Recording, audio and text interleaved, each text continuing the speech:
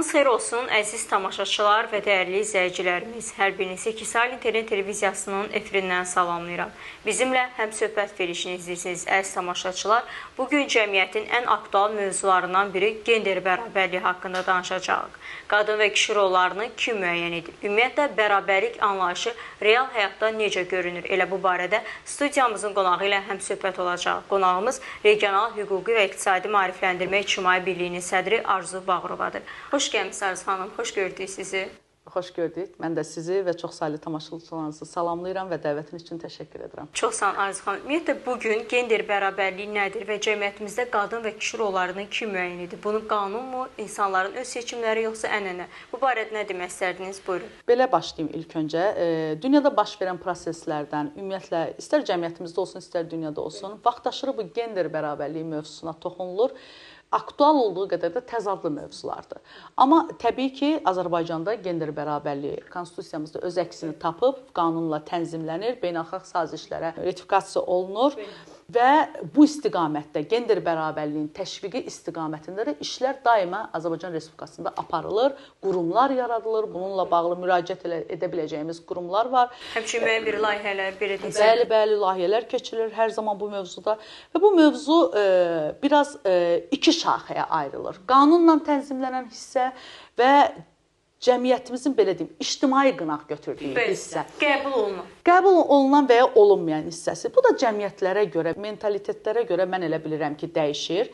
Və onu da qeyd edim ki, gender bərabərliyi istiqamətində vətəndaş cəmiyyətinin üzvlərinə, vətəndaş cəmiyyətinin üzərinə iş çox düşür. Bu istiqamətdə həyata keçirdiyimiz layihələr, tədbirlər günü bu gün də azlıq eləyir. Bu qədər informasiyanın bol olduğu bir dönəmdə, əlçatan olduğu bir dönəmdə hər bir şeyə, yəni hər bir qanunu oxuya bilirik, hər bir məktubumuza cavab aldığımız halda operativ şəkildə, hansısa bir qaynar xəttə müraciət edə biləcəyimiz bir şəkildə yenə də boşluqlar var, yenə də haqq və hüquqlarını bilməyən insanlar var. Mən bu gender bərabərliyini sırf qadın-kişi ayrı seçkilindən ayırmıram. Ümumiyyətlə, insani nöqteyi nəzərdən baxarsam və bunun o biraz öncə söylədiyim və tez-tez təkrar eləməyi sevdiyim bir sözdür.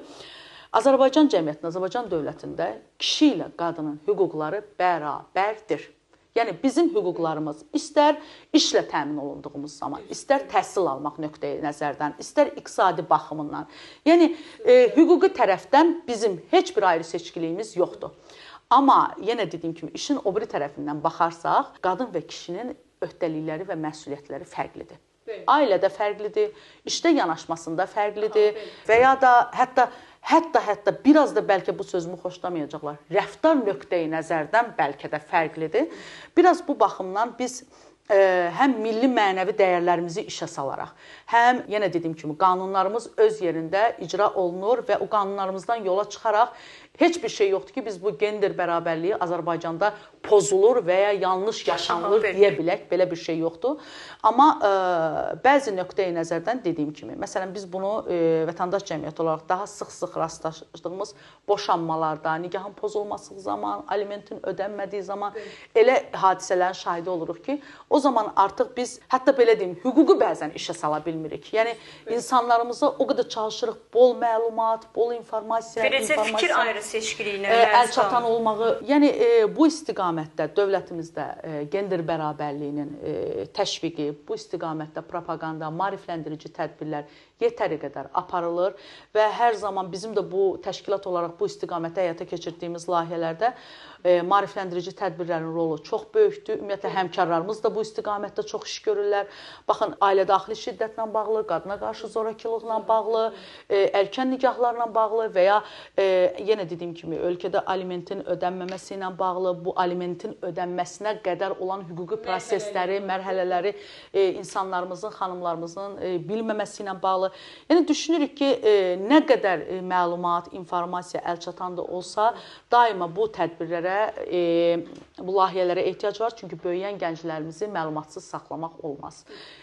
Onları daima bu istiqamətdə ki, Məlumatlandırmalı. növbəti ortaya çıxacaq problemlərin önünü ala bilmək üçün. Arzu xanım, ümumiyyətlə gender bərabərliyi yalnız qadınlara aiddir, yoxsa kişilərin də öz hüquqları burada beləcə stereotiplərdən azad olmaq kimi ümumi hüquqlar var? Əlbəttə, biraz öncə vurğuladığım kimi, bura sadəcə qadın kişi olaraq baxmaq da belə də yola çıxmaq biraz dar çərçivədir. Biz bura fərd və insan olaraq yanaşmalıyıq. Amma dediyim kimi, qanunlarda o qədər gözəl şəkildə tənzimlənir ki, və bunu dediyim kimi, ictimai qınaqla və dəyərlərimizlə birləşdirdiyimiz zaman ortaya problemsiz bir iş çıxır.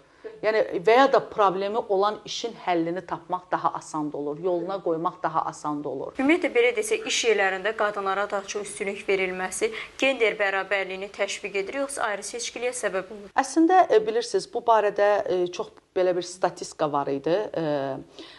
Bəzi sahələr var ki, heç orada qətiyyən qadınlar çalışmır. Biz bu yaxınlarda şahid olduq ki, Azərbaycanlı xanımlarımız pilotdular, Azərbaycanlı xanımlarımız təyyarə sürürlər.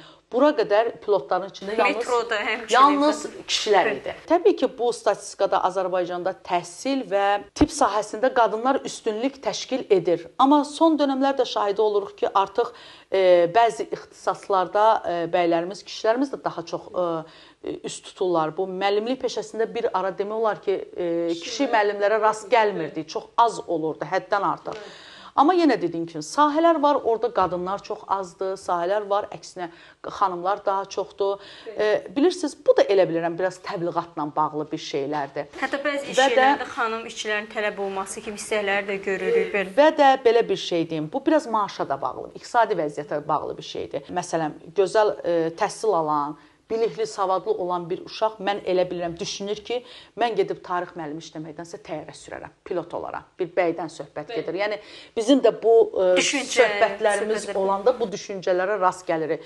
Və ya da ki, bir xanıma da demək olmur, ay xanım, yaxşı maaşı var, sən pilot ol ginən. Axı, bunun gələcəkdə ailəsi var, övladları var. Hətta bunu belə desək, gənclərimiz universitetə ixtisas seçimi edərkən daha çox qızlarımızın birinci qrupa mühəndisliyə, mexanika sahəsi və bu biraz yenə dediyim kimi, bu böyüdüyümüz cəmiyyətdə insanlarımızın yanaşması ilə bağlı olaraq və ya ailələrin verdiyi tərbiyə ilə bağlı olaraq bu seçimə biraz müdaxilə deyil də, təbii ki, burada qəbahət və ya qeyri-qanuni heç bir şey yoxdur.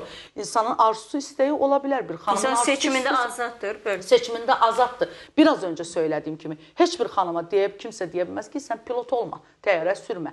İstəyi, arzusu, bacarığı, savadı, biliyi varsa o yolu gedə biləcək. Və ya da sən mühəndis olma və ya sən hansısa kişiyə aid ağır bir ixtisası seçməginən.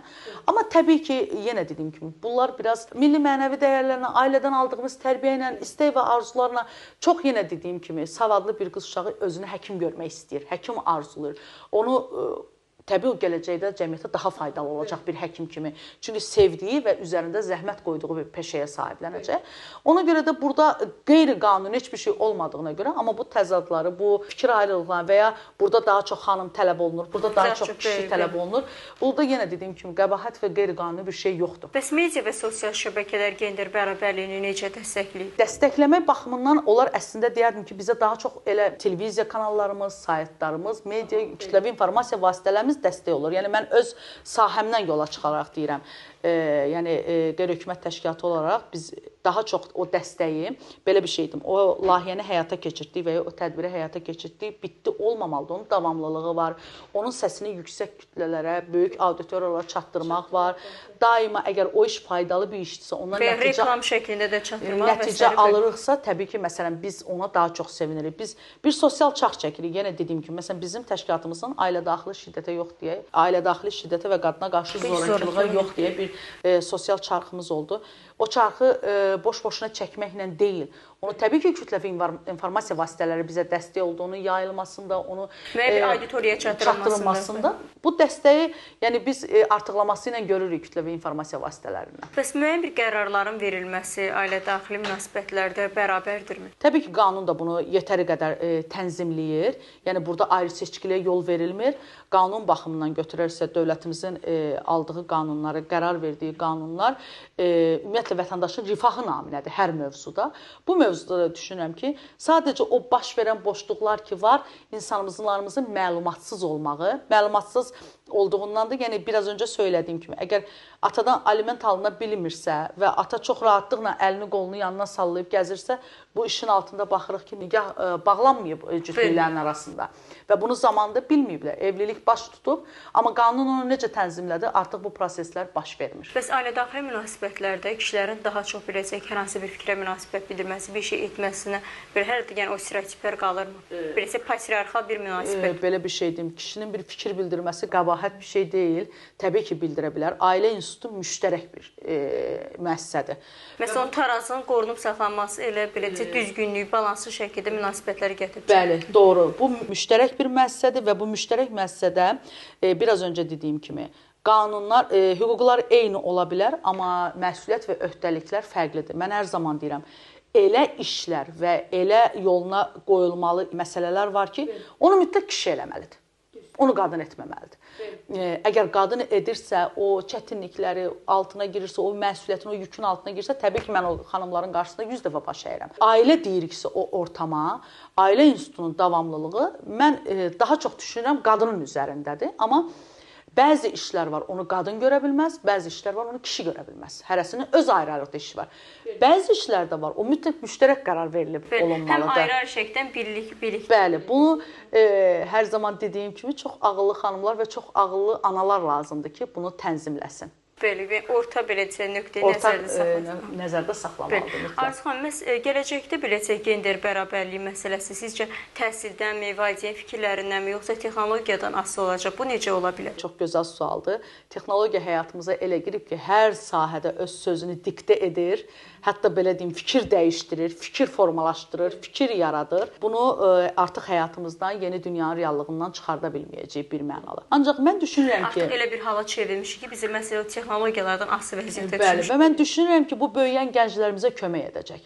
Onların verdiyi bir qərarda istər təhsillə bağlısı olsun, istər ailə həyatlarıyla bağlı olsun, mən elə bilirəm ki, texnologiya daha yaxşı dəstək olacaq gənclərə. Yəni, bugün bizim yaşadığımız və ya bizdən öncəki, məsələn, bizdən öncəki nəslin yaşadığı problemləri bugün biz qeyri-hökumət təşkilatı olaraq çox nadir rastlanırıq. Niyə? Çünki artıq məlumatlıdırlar, informasiyalıdırlar, bilirlər bu addımı atmamışdan. Bunun hüquqi tərəfi nədir, bunun qanuni tərəfi nədir, nəyi etmək olar, nəyi etmək... Hər aspektdən belə desək, nəzərdə İndiki gənclərimiz çox gözəl bilirlər. Amma elə bilirəm ki, böyüyən gənclərimiz, uşaqlarımız, bizdən də bundan gələn nəsil o problemləri artıq problem olaraq yaşamayacaqlar. Çünki anında həllini bilirlər, yolunu biləcəklər. O texnologiyaların vasitəsilə. Arzu xanım, sonuncu sualımı belə ünvanlamaq istəyirəm. Ümumiyyətlə, bu mövzu barədə birliyinizdə həyata keçirilən layihələr barədə fikrinizi öyrənmək istərdik. Bizim 7 ildir bilirsiniz təşkilatımız fəaliyyət göstərir və bu istiqamətdə bir çox tədbirlərimiz, həyata keçirdiyimiz layihələr olub. Biraz öncə söylədiyim kimi bir sosial çarxımız oldu bizim. Ailədaxili şiddətə və qadına qarşı zorakılığa yox deyə. Yəni bu sosial çarx çəkildi, qalındı deyil. Biz onu tədqiqatın keçirdiyi bölgələrə götürdük və fərqli bir yanaşmamız oldu. Biz düşündük, bunu eləyən həmkarlarımız həddən artıq çoxdur. Biz düşündük necə bir çarx çəkək və belə qərar verdik ki, bu mesajı cəmiyyətə kişilərimiz, bəylərimiz versin və işində, ailəsində şərəfli həyat yolu keçən, gözəl ailəsi olan, işində peşəkar olan bəylərimizi, ziyalılarımızı, incəsənət xadimlərini, millət vəkillərini, alimlərimizi çəkdik. Bəylərimiz mesaj verdi cəmiyyətə. Və çox gözəl də səs-səda doğurmuşdu və o qədər maraqlı alınmışdı. Məsələn, video kuşaqdan bir mesaj alınmışdır belə. Bəli ki, yəni bunu yaşayan ailələrlə işlədiyimiz zamanda görürük ki, yəni hələ də var çox təəssüf bu problemlər. Məsələn, bunu biz həyata keçirtmişdik. Daha sonra qadın sahibkarlığının bölgələrdə Azərbaycanın 3 rayonunda böyük tədbirlər, layihələr həyata keçirtdik qadın sahibkarlığının inkişafı ilə bağlı. İnanın, o qədər gözəl tədbir oldu. Yəni, kiçik bir şeydən başlamağı heç bir fayda verməyəcək deyən xanımlara biz o dövlətin yaratdığı şəraitləri izah elədik, maarifləndirici bir tədbir idi. Motivasiya xarakteri. Bütün qanuni yolları, onların bacarığı, onların sevdiyi sahə ilə kiçik bir şeylərdən necə böyük bir şeyləri əldə edə biləcəklərini o qədər gözəl dönüşlər almışdıq biz o xanımlardan. Hətta sonra baxdıq bölgəmizdə olan xanımların bir neçəsi birləşib, şirniyyat yeri açıblar və bu günləri həmin o ətrafyanlı rayonlarda öz bizneslərini yürüdürlər o xanımlar.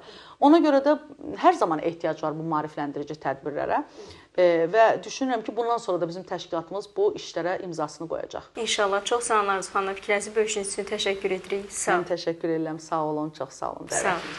Belə əziz tamaşaçılar və dəyərli izləyicilərimiz, bugünkü verilişimizin sonuna gəldik. Nəzərinizə çatdırmaq istərdim ki, studiyamızın bugünkü qonağı Regional Hüquqi və İqtisadi Maarifləndirmə İctimai Birliyinin sədri Arzu Bağırova idi. Gələn görüşlərə dək.